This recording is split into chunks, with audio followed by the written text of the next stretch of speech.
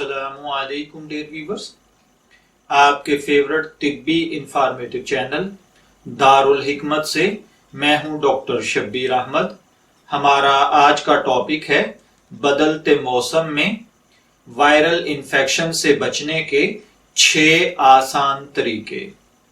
موسم سرما کی آمد ہے اور موسم کے بدلتے ہی کمزور قوت مدافعیت رکھنے والے افراد، بوڑھے، بچے اور جوان سب ہی بیماریوں میں گھرنے لگتے ہیں، جبکہ کچھ عادات اپنا کر ان بیماریوں کی شدت میں کمی لائی جا سکتی ہے۔ طبی ماہرین کے مطابق موسم کے بدلتے ہی جلدی انفیکشن، نزلہ، زکام اور بخار جیسی شکایات میں اضافہ ہو جاتا ہے۔ ہر دوسرا انسان بدلتے موسم سے متاثر ہوتا ہے اور وائرل فلو، نزلہ، زکام کے لیے کوئی مؤثر دوا موجود نہیں ہے، مگر اس سے بچنے اور علامات کی شدت میں کمی لانے کے لیے کچھ احتیاطی تدابیر اپنا کر ریلیف حاصل کیا جا سکتا ہے۔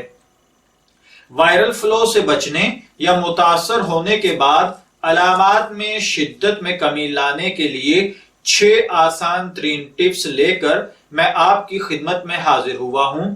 اس میں سب سے پہلے نمبر پر ہے نمک ملا نیم گرم پانی۔ دیکھیے، نیم گرم پانی سے غرارے کرنے سے گلے کی خراش، سوجن، بلغم، سانس لینے میں دشواری میں کمی آتی ہے۔ نیم گرم پانی میں اگر تھوڑا سا نمک ملا کر استعمال کیا جائے تو نیم گرم پانی کی افادیت بڑھ جاتی ہے۔ موسم کے بدلتے ہی خشک ہواؤں کے چلنے کے دوران نیم گرم پانی سے غراروں کو اگر عادت بنا لیا جائے تو اس سے وائرل فلو کے خدشات میں کمی آتی ہے۔ فلو سے متاثرہ انسان کے استعمال کرنے سے سانس لینے میں آسانی اور مرض جلد صحت یاب ہو جاتا ہے۔ اسی طرح دوسرے نمبر پر ہے پانی کا استعمال۔ موسم کے بدلنے کے دوران زیادہ سے زیادہ پانی کا استعمال کریں۔ طبی ماہرین کے مطابق ٹھنڈے کی بجائے سادہ یا نیم گرم پانی پینا تجویز کرتے ہیں۔ وائرل یا کسی بھی قسم کے انفیکشن کے دوران پانی کا استعمال زیادہ سے زیادہ کرنے سے نزلہ زکام کی شدت میں کمی لائی جا سکتی ہے۔ اسی طرح اگلے نمبر پر ہے بھاپ کا استعمال۔ نزلہ، زکام اور فلو کے دوران ناک بند ہو جاتی ہے، جس کے سبب سانس لینے میں دشواری کا سامنا کرنا پڑتا ہے۔ بھاپ لینے سے نہ صرف ناک کھلتی ہے بلکہ سینے میں جمع ہوا بلغم بھی خارج ہونے میں مدد کرتا ہے۔ بھاپ لینے سے فلو کی شدت، باعث تکلیف میں واضح فرق پڑتا ہے اور فلو کے سبب ہونے والے سر درد کو بھی آرام مل جاتا ہے۔ اگلے نمبر پر ہے ٹی ٹری آئل کا استعمال۔ ایک سائنسی تحقیق میں یہ بات ثابت ہوئی ہے کہ ٹی ٹری آئل فلو میں معاون ثابت ہوتا ہے۔ بھاپ لینے کے دوران اگر گرم پانی میں ٹی ٹری آئل شامل کر لیا جائے تو اس سے کافی حد تک سانس لینے میں آسانی، سانس لینے والا نظام پرسکون ہو جاتا ہے۔ ٹی ٹری آئل قدرتی طور پر اینٹی سیپٹک آئل ہے۔ ٹی ٹری آئل کا استعمال صابن کے ساتھ اور ہاتھ دھونے کے بعد بھی استعمال کیا جا سکتا ہے۔ اس کے بعد ہے زنک کا استعمال۔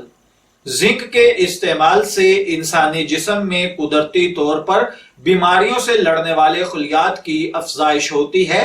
خون میں اینٹی باڈیز کے بننے کے باعث انسان جراثیم سے محفوظ رہتا ہے، قوت مدافعیت میں اضافہ ہوتا ہے۔ ایک تحقیق کے نتائج کے مطابق زنک کے استعمال سے وائرل فلو اور زکام کی شدت میں واضح کمی آ جاتی ہے۔ اس کے بعد ہے سبز چائے اور اس کے علاوہ دیگر جڑی بوٹیوں کی بنی ہوئی چائے۔ موسم سرما کے آتے ہی گرین ٹی، جسے سبز چائے کہا جاتا ہے، اس کا استعمال بڑھا دینا چاہیے۔ سبز چائے میں اگر ادرک، لیموں کا رس، دار چینی، لونگ یا اپنی پسند کا کوئی بھی گرم مسالہ اگر شامل کر لیا جائے تو سبز چائے کی افادیت بڑھ جاتی ہے اور مدافعتی نظام مضبوط ہوتا ہے۔ یا پھر صرف پانی میں ادرک کا ایک چھوٹا سا ٹکڑا، دار چینی یا لونگ کو ابال کر بغیر چینی کے آپ اسے استعمال کریں تو نزلہ زکام میں کمی آتی ہے، سانس کی نالی کی ٹکور ہو جاتی ہے اور سانس لینے میں آسانی پیدا ہوتی ہے۔ میں دعا گو ہوں کہ اللہ تعالیٰ ان بدلتے موسموں کے ساتھ ہماری صحت کو محفوظ رکھے۔ اجازت چاہیں گے، پھر ملیں گے کسی نئے طبی ٹاپک کے ساتھ، تب تک کے لیے اللہ حافظ۔